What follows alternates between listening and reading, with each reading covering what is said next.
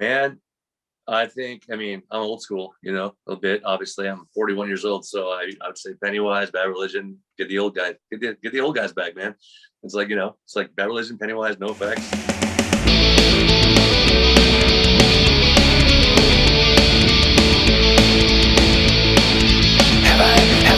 Heaven is a hole and it always asks for more. And as much as it respected,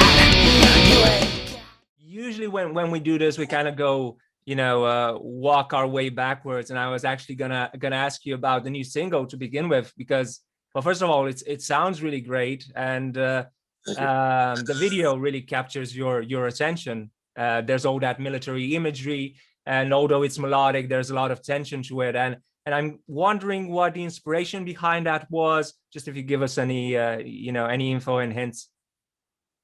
Are you talking about Fire Off Another? Yeah. I guess you have two new singles in a short space of time. That and Oli Oli Oxen Free. Sure. Well, I mean, it's kind of a clear message to start off. I think a little bit. It's been a really different year and a half, obviously, for everybody around the world, not just here at home, but everywhere. I mean, we had our 25-year anniversary 2 years ago now, and we were supposed to come out to Europe and do our 25-year tour, go to Japan, go to Korea, go to Alaska, you name it. We had this whole thing planned out, and things changed, obviously, with all the pandemic stuff. The main idea behind Fire Off is it's not one directionally driven. It's more open-minded, to leave it to people to feel what they think and feel about what it means in their own right, I guess, given the past year and a half. A lot of it is, people, I mean, just it's happened with like friends and family and stuff, people being separated quite a lot throughout this time, with different opinions. And it's a lot of people, it's the idea of like talking a lot without really knowing your facts, I guess, and then kind of burying yourself a little bit, and then being called out on it, which is Fire Up Another, which is like, yeah, keep on spitting your things, and it's like, I'll be here to try and accommodate to that or call you out on it, in a sense, I guess. Right. And I'm guessing this was one of the later questions, but maybe it makes sense because obviously your band has often had a political message, and it seems to be so much tension in just delivering any political message nowadays, or it seems like that from looking from afar. Has that changed in any way? Is there more of a risk of upsetting people, alienating people, things like that? Well, yeah, of course. I mean, there's always going to be like different opinions, as I say. It's like, but it's like our band's never been a fully political kind of pressing band. We're not politicians, we see what we see and we feel what we feel. We observe and speak about it, the way it affects us individually, so we're not here to tell people what to do or think by any means ever.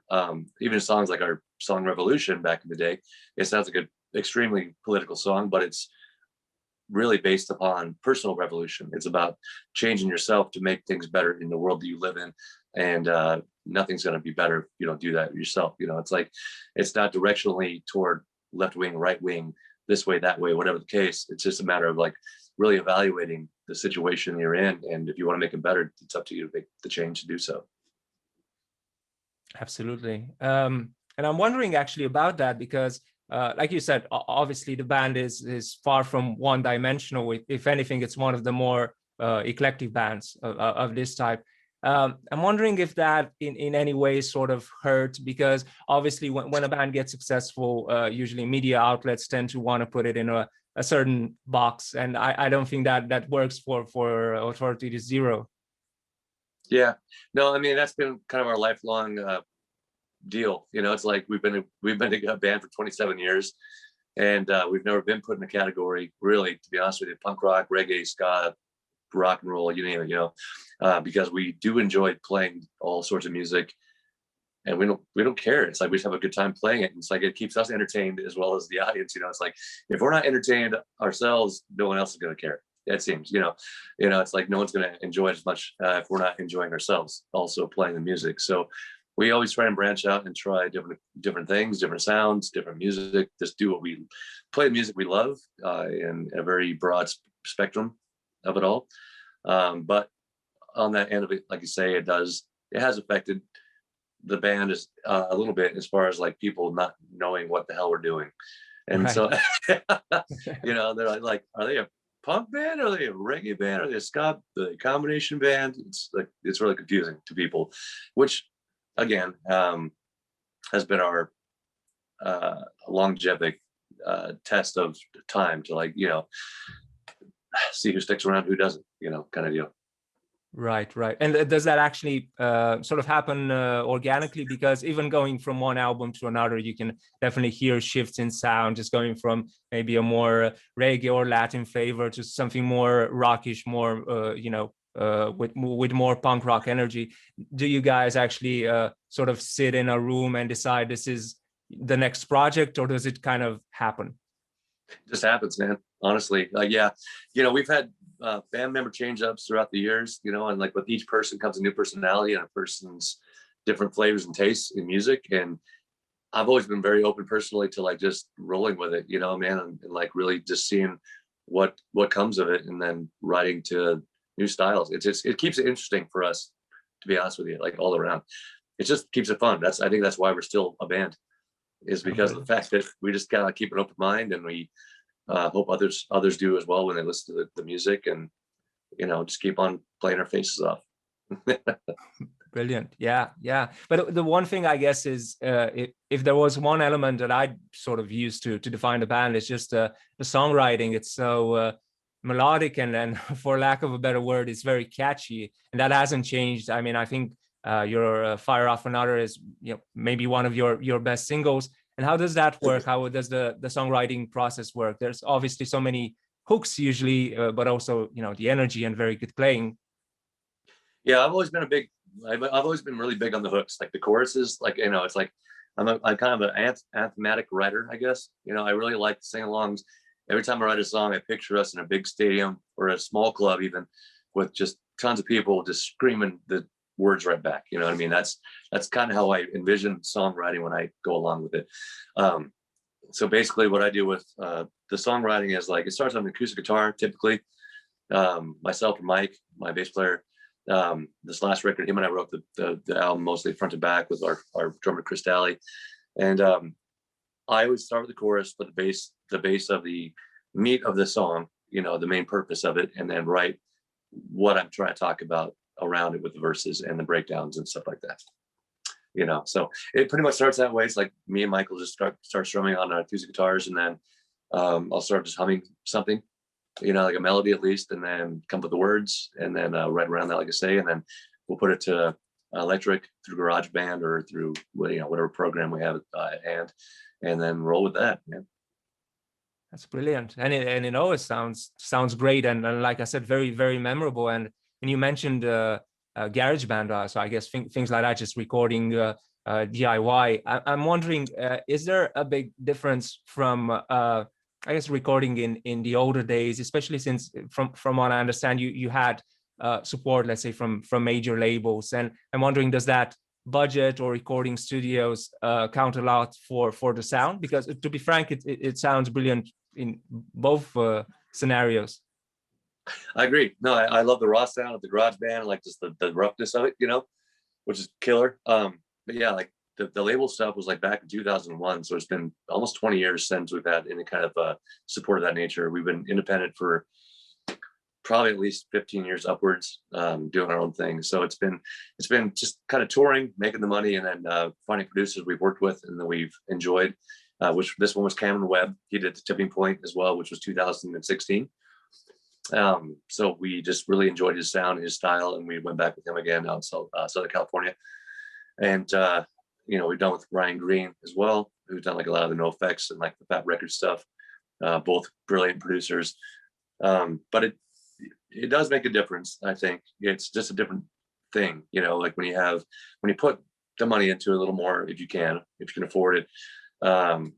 It does make a difference production wise, but I mean, there also is something to be said about the quality of really raw stuff. It's like, it's really authentic and like organic, and pure, as opposed to like going over and taking track after track and redoing tracks and whatever the case you want to call it, Right. So I like them both.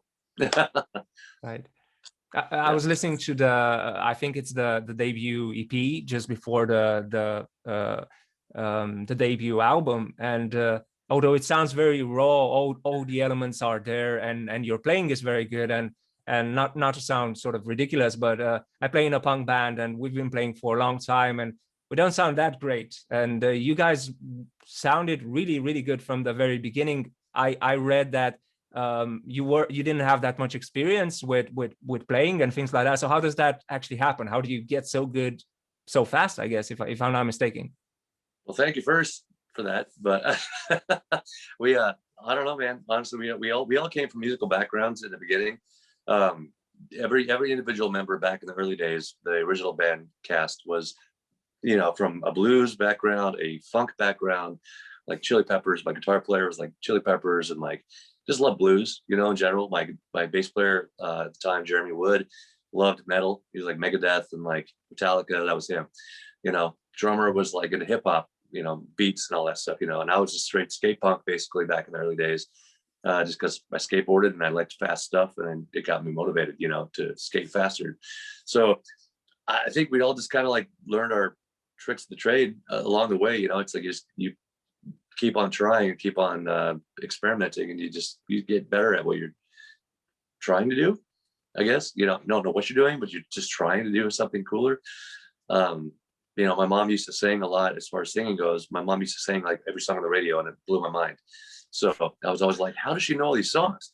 But now I get it, because radio plays the same songs over and over again, but she could sing. My uncle sang, and I kind of got a neck for it when I was younger, and just kind of developed into it and started taking it more seriously by watching other bands and listening to other bands and singers, and just kind of trying to perfect my craft, I guess, along the way. And it's such the whole band in general. Yeah. It's such a distinctive vocal sound, and you've managed to maintain it, unlike, unfortunately, a lot of other singers that do it for a long time, because I guess it can be sort of hazardous if you do it for a long time and the technique is not exactly there. How do you keep that? Because some of the songs, especially the earlier ones, they're not exactly easy to sing, I guess, technique wise. Yeah, I mean, a lot of it is just doing it for so long, like your body kind of adapts to it, I guess, a little bit is my feeling, I guess. I do I've learned like vocal warm-ups, warm downs, I guess, after shows too. Whiskey is always good. Yeah, it's really not, but it's got me this far. But anyhow, no, just practicing and learning new techniques. Like I've watched a few videos, I've never taken vocal lessons really. I've just kind of learned what my body does know and doesn't like. And I've tried to work around that, I guess, with more of a head voice kind of in situations, and the nasal voice and all the elements, you know what I mean? I try to be like, I try to educate myself along the way to grow and not just, get scratchy and blow it out, completely. I've got a vocal doctor I go to here in town after every tour to get my, either a scope up through your nose, down through your vocal cords, and they check out your vocal cords, your lymphs and all that. And just get those checked out every now and again, just to make sure I'm still healthy with it. A lot of hot tea, a lot of honey before every show. I try not to talk during the day, which sucks because you become kind of recluse a little bit, but it's for the better good of the evening of the event, So right. Those are my tips. And that's brilliant, actually, because I'm trying to learn to sing better, and a lot of it is just trial and error, so that helps a lot, and thank you. Yeah, absolutely. Yeah, I would say again, like, use a lot of your nasal, nasal thing or whatever. Yeah. And a lot of your head, and try and avoid throating anything if you can. It seems to make sense, especially when you're doing like a higher register and at a bigger volume sort of thing. It eventually sort of kicks in, but not immediately, at least for most people. Let the air pass, but don't force it, I guess. Right. But it's really I guess if you look at it, I'm going to ask you, it's a really serious business. Touring, obviously, there's been a break, but usually a lot of your life, I guess, is centered around touring and, of course, recording. And that's, especially after a while, it gets to be serious business. I guess if you're not disciplined enough to do it, it can really go astray. And I know you've been doing it for a long time, and there have been also some issues along the way. And I'm wondering about that. What's the difference from doing it when you're very young, just starting out, and later when I guess you have to be a bit more organized, things like that? More serious about it, right? Yeah. I mean, like you say, back when you're younger, it's like you're just doing it for fun. You're kind of messing around, you're just having a good time. But then when it becomes your lifestyle and your actual life completely, 295 days a year, basically, like traveling, you're exhausted, you're performing every night, you're dehydrated, you're exhausted, you're worn out, your voice is going to shit. You're trying to find a way to make it to the next show, and it's all you think about that night when your voice starts going out, and you're like, oh God, I got 7 more shows in a row. We did Europe, actually. We did 44 shows in 45 days straight. Wow. Which was intense, dude. Because we did Russia the first 4 days, and we all got super sick, really sick. Like we drank something weird. We chugged the tap water. I don't know what happened, but we all got really sick, like flu symptom kind of sick, but we had to keep on playing. So we were like, there was a show in Switzerland we played. I got sick. My bass player got sick first out there, and the Russians were like, the guys out there, they're all, oh, you know what the cure is? Drink more vodka. And so he did. Right. It's a cure for everything, is what they said. And so he kept on doing it, and then he started turning gray and blue in the lips. And I'm like, dude, you're not okay. So he got over it one day, and then that same day he got over his sickness. I got sick, woke up that morning, just horrible. And we had to play Switzerland that night. And we got there, and I couldn't drink water. I couldn't do anything without keeping myself composed. So that was a thing. But anyways, so that being said, you just need to keep on trying to take care of yourself. Right. Take a lot of vitamins, get as much rest as you can. The biggest thing I can say is get as much rest as possible to rejuvenate your body. That's the key element that I live by. It's like take naps on the way to the next town if you can, if you're not driving or whatever, and just take your vitamins and drink a lot of water, consistent water, 2 gallons a day at least. Right. That's brilliant advice. How has, seeing as this is a really weird period, especially with the absence of live shows and the uncertainty regarding, the music industry, I'm wondering how technology has changed interaction with fans. I know that you've done some live streams and things like that. And I'm also wondering, what do you think will be the fate of music venues, especially the smaller ones, once live music comes back? That I don't know, honestly, man. I don't think anything's gonna be the same for quite a long time. I don't know when I could say it could be possibly close to it, but I do know things are gonna be different. People are scared, people are nervous, people are going to be consistently aware, of their surroundings more so than they were before, I think, as well. I hope it comes back to a good place to where people feel comfortable. As far as playing shows and doing the live stream stuff, I've had a great time. The interaction with the audience and the crowd has been great because people are appreciative of it, and I'm appreciative of them just tuning in, a lot of hometown live stream kind of stuff that I've been doing in my office here. And I've done a couple shows out and about, but it's been very scarce as far as audience goes. So I can tell that people are nervous about getting out and about, obviously, rightfully so.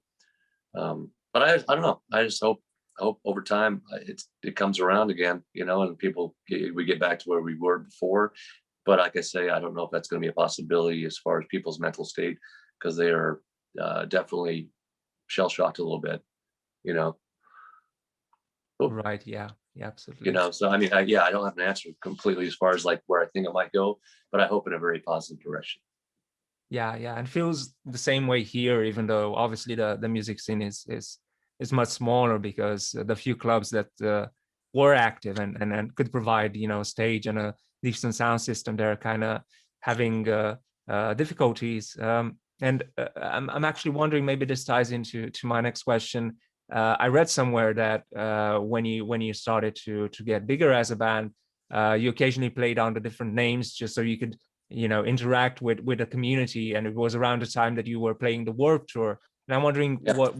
what that's like to sort of transition from smaller stages doing the Warped Tour, and how you keep, your connection with fans, with regular fans. Well, that's exactly how we do it. It's like, that's the fun part about it, is like we do like pseudonyms, the Irish Car Bombs, Jason and the Daggers, like just an assload of like different weird names, just so we can actually, because there's always the radius clause with a lot of these festivals and like shows we do in town. And so you can't play around a certain amount of time, but we still want to keep playing. So we have done different names to get our core audience, I guess, that the people in the know of the pseudonyms, a nice personal interactive show to like keep in touch with them, because it just sucks when you're allowed to play 4 shows a year. That sucks. You want to keep on playing. So it's like you find alternative methods. And that's brilliant, because like most bands would try and cut those out if they could. Yeah, man. I mean, yeah. So what we do is like, also with those shows, we'll do songs we wouldn't normally play like in our full band name set, I guess, like play old school songs or like cover songs, or just almost like Me First and the Gimme Gimmes, just fuck around and play whatever, just have a party and have a good time. Right, brilliant. And speaking of that, and I was just reading about the early tours, and you playing with a bunch of important, especially pop punk bands. Maybe that's kind of narrowing it down. Bands like Sum 41 and Guttermouth. And I was wondering about those early tours, and also what was that, interest from, especially back then. It seems that there was a lot of interest from major labels and things like that. What was that like, and what's it like, negotiating with a big corporation, I guess? It was weird, man. Honestly, we had been a band at that point. We had been a band for 7 years, and so we were still young and learning. We talked about this earlier. We were still young and learning how to play our instruments, learning what kind of music we wanted to play. We just were playing whatever we felt we wanted to play, and we had no category. So for a major label, even in the general, to like, let alone an independent label, to have interest in us, blew our minds.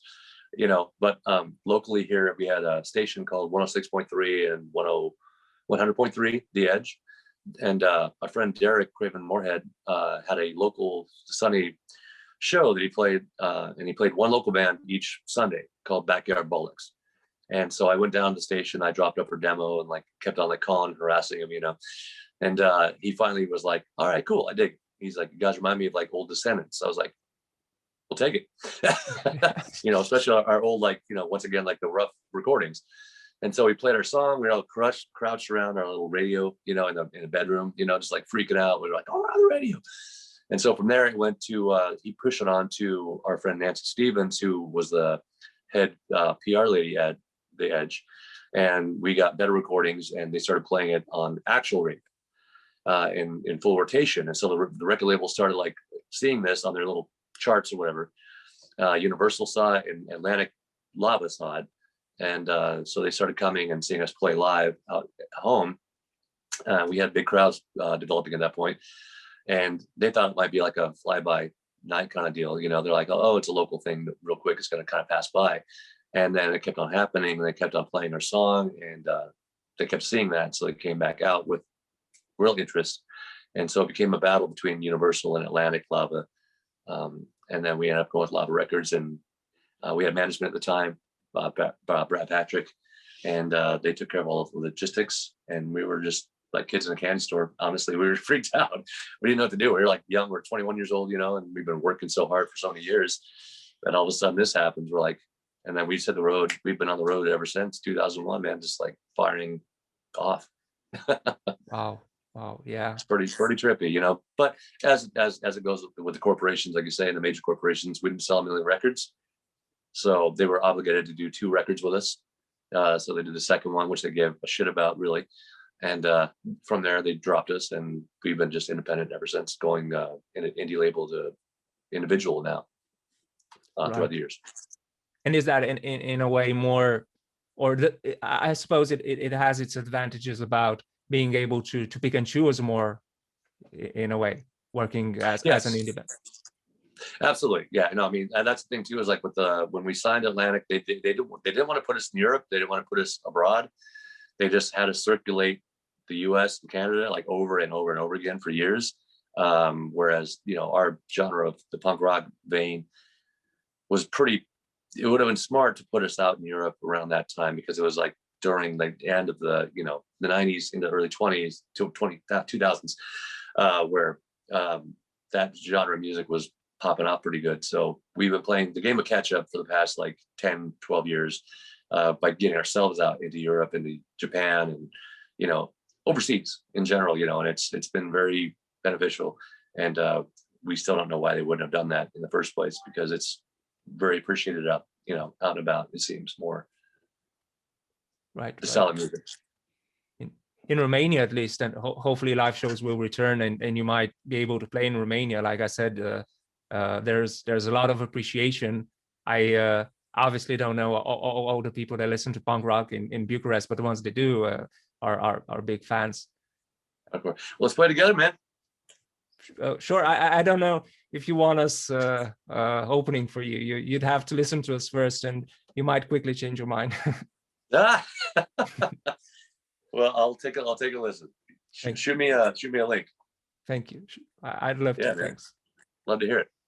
And I'm wondering also, in regards to the rather weird part of success and mainstream success, there's obviously the long-lasting, apart from your big hits, the long-lasting success of the cover of Mexican Radio, and obviously you do a lot of other great covers of Rancid and Minor Threat, things like that.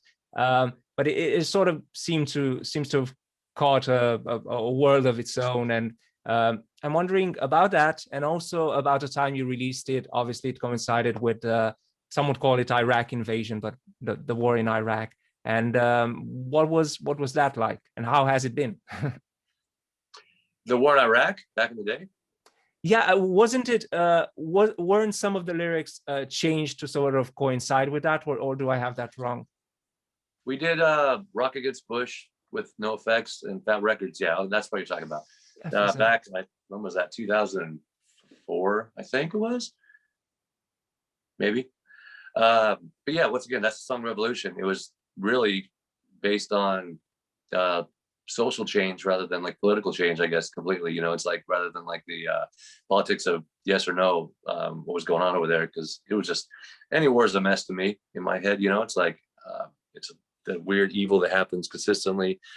But that was just what we added to the plate to get people to free think a little bit and maybe reassess how they feel about the fact of people hurting each other a lot. Right. And the cover of Mexican Radio. How did you choose that? And it's become such a popular cover. Yeah, so that one came about. Actually, we're leading back to the label stuff. So we recorded also with our friend Miguel, who did Sublime. He did like Sublime stuff from 40 Ounces of Freedom. And I recorded that song, all the vocals, the backups and everything, in Bradley Noel's bathroom in his old house that Miguel now had taken over. So he had this idea. He presented to the label the idea of Mexican Radio. We're like, that makes sense. We're like, we're Arizona. We're like right by the border. We go there all the time. We play, and we have the style of flamenco and things involved as well. And so I was like, all right. At first, I was a little bit like reluctant, because I didn't want to. They wanted to put that out as our first single, and I was this little punk rock kid that did not want to be known for a song that was a cover song, and for our own music only. So I was a little piece of shit, and so I was really resilient against the idea of it. But I went along with it, and I was like, cool, all right. And after time, I got excited about it. It started sounding cool. We had to drop the key down a little bit for the vocals and make it a little more powerful. We changed the drum melody on it too. And then obviously the Iraq invasion, it was during that time frame. So we changed the lyrics a bit as well to make it coincide with the times and have an impact on that also. So and that was pretty much it, man. The label really wanted to do that song, and we didn't put it out as a single. It became one of the more popular songs off that album without being a single. But in the end, it's fun to play. It's like, it's really fun to play. We played it overseas again too, and it's been like a big request out and about. Like, we played Poland for the first time, probably the last time and only time, and it was a big shout out to be requested for the set. So wow, nice.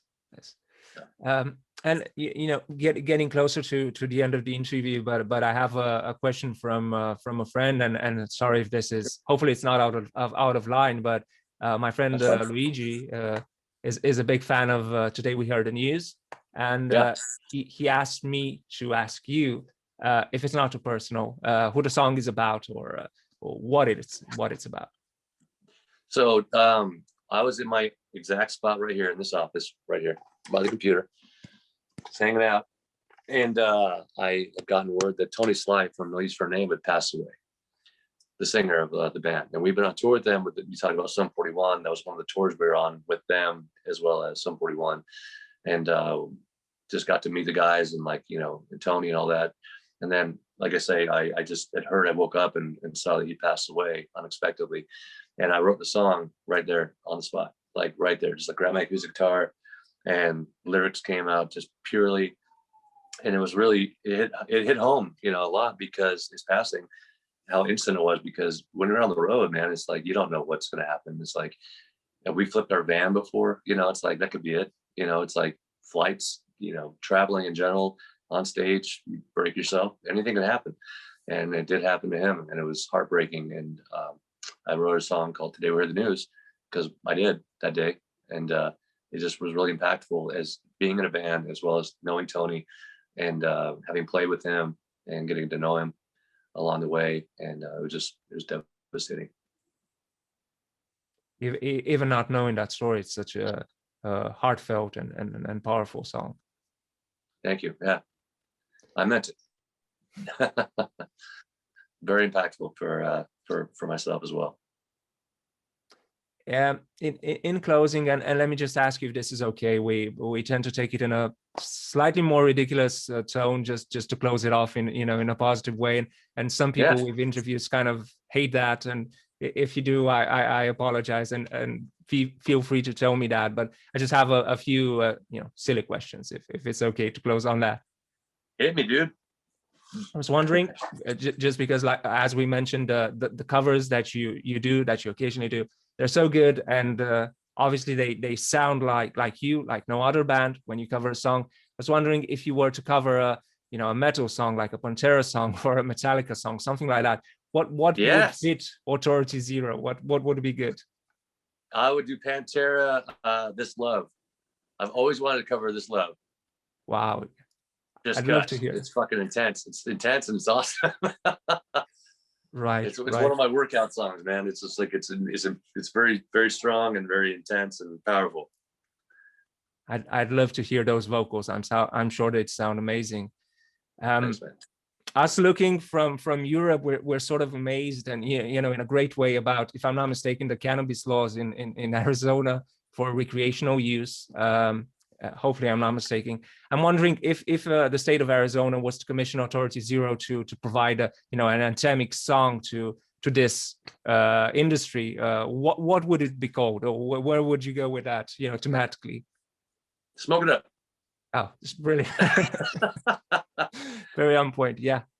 I try to take one puff right before bed every night, man. Oh, brilliant. Yeah. It helps. Yeah, it's relaxing. Absolutely. Mellows you out in these crazy times.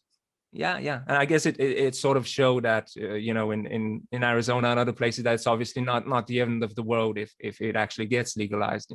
Nothing terrible happened. Yeah. And I'm wondering, obviously the Warped Tour, you have a connection with that, and from what I understand, it was supposed to close in 2019. Obviously there was this break where no live shows existed. But if the Warped Tour was to make a return, from the bands that you played with, who'd you like to see, or who would be worthy of headlining a new Warped Tour? Man, I mean, I'm old school, a little bit. Obviously, I'm 41 years old, so I would say Pennywise, Bad Religion, get the old guys, get the old guys back, man. It's like, it's like Bad Religion, Pennywise, NoFX. Geez, get Alkaline Trio in there. Get the Used. Shit. Get Us.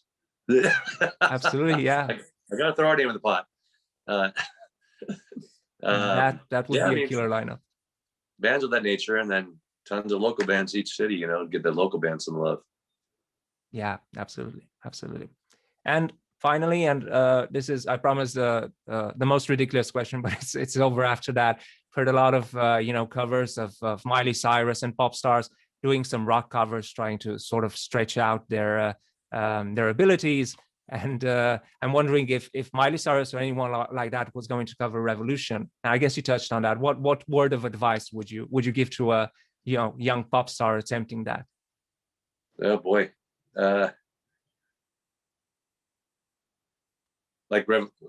I was thinking that would be job. one of the more difficult ones. Yeah. Yeah, do a good job and make it count. Yeah, That's all I got for Miley Cyrus cover Revolution. I think that'd be kind of awesome, actually. I'd like to hear That'd that. be impressive. Yeah. And just in closing, I wanted to ask you about, obviously there have been two, if I'm not mistaken, two new singles out. Do you have a plan for an album, or where is that heading to? Yes, we are doing a full-length album. It's coming out June 18th. We're doing a hometown show if it does go through, depending upon pandemic stuff and whatever. Our idea is to do a live hometown show at the Marquee Theater on June 18th, and release the album. We have vinyl. We are doing cassette tapes because it's a thing now. I don't know who has a tape recorder or not, but also CDs, and also online distro, all the networks. But that'll be coming out soon. So we're gonna do, our next single is gonna be called The Back Nine, coming out on May 30th. Yeah, May 30th. So keep an eye out for that. We're gonna do like more lyric videos as well, and then release another single. We have guest appearances on our album by our friends from Japan, Shun out there. He sings with Hey Smith, and also Jim Lindberg from Pennywise, which we'll be releasing as one of our last singles when the album comes out. So that sounds really, really exciting, and I can't wait to hear the album and also get my hands on the physical copy. I think that's really cool. And thank you so much for the interview. Like I said, especially since it's very early in the morning for you, and really, really appreciate it. No problem, man. I appreciate the interview too, man. Thank you. Thank you so much. Well, wishing you all the best. Soon, man. Oh yeah, absolutely, absolutely. Hopefully, Europe and Romania soon as it is possible. Yeah, hope so, man. Hopefully, it was supposed to be this summer, but it got canceled. So we'll see about next summer. Absolutely, we'd love that. I'd love that. All right, man. Again, thank you so much. Cheers. Take care. Take care. Bye. See ya. Thank you.